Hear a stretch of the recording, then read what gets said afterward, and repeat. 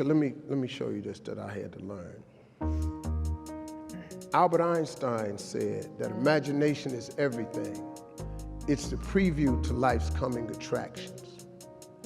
That's what your imagination is. Your imagination is actually very, very real. Everything you imagine could be a preview to life's coming attraction. Everything we have today came from somebody's imagination. Somebody was talking on the phone with that cord on the wall and got sick of it and said, you know what, man, if I could just go outside and talk on the phone, ta-da, we got cell phones. Somebody got tired of driving across the country and said, man, if I could fly over there, boom, we got airplanes. Imagination is everything. It's a preview to life's coming attraction. Everything you've ever imagined is real. See, I tell young people like this. First of all, this is how your imagination works. You gotta grab this concept. It is impossible for you to think an impossible thought. That is impossible. You can't think something that ain't possible. You ain't that smart. So if it's in your head, you gotta ask yourself, how did it get there? That's God showing you a preview of a coming attraction he has for you. The problem with most people is you think your imagination is hocus pocus. It's really not. It's a preview of a coming attraction. If you react to your imagination, that's where your real life is.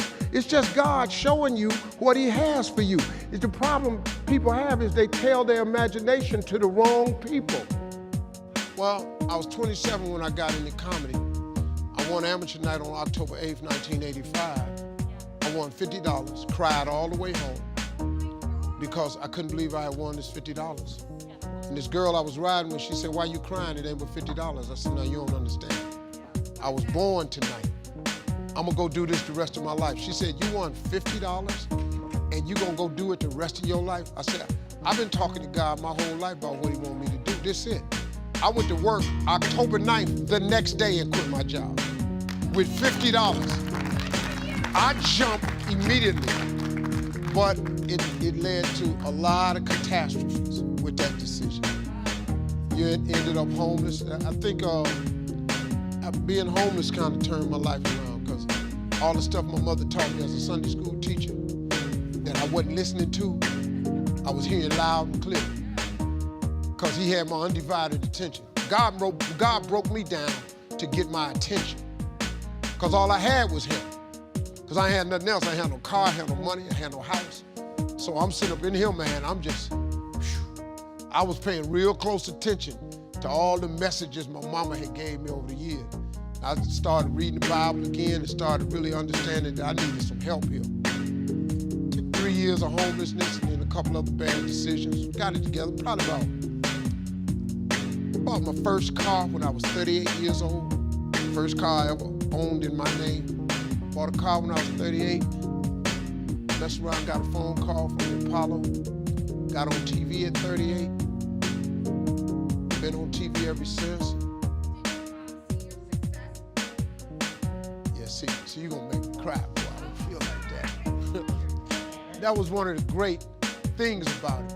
She was able to see me, you know, because I wanted her to see me, you know, because she had prayed for me so hard. I just wanted her to see her boy turn himself into something. I gave him money, bought him houses, cars. I bought my mama a house, took her to Texas. She didn't even want the house. I'm gonna go to church down here. She didn't want the house because it was 700 miles from her church. And then my daddy didn't want the house because they don't play numbers in Texas. And I bought the house in the dry county and they ain't got no liquor store. So now my father trying to figure out how I'm supposed to live. I can't play numbers and I can't buy liquor. So I had to sell the house, get my money back, fly him back to Cleveland. So all he said, I said, well, Daddy, what you want me to buy you? A new car? And my daddy always wanted a Cadillac, so I bought my daddy a Cadillac, remodeled my mama's whole house,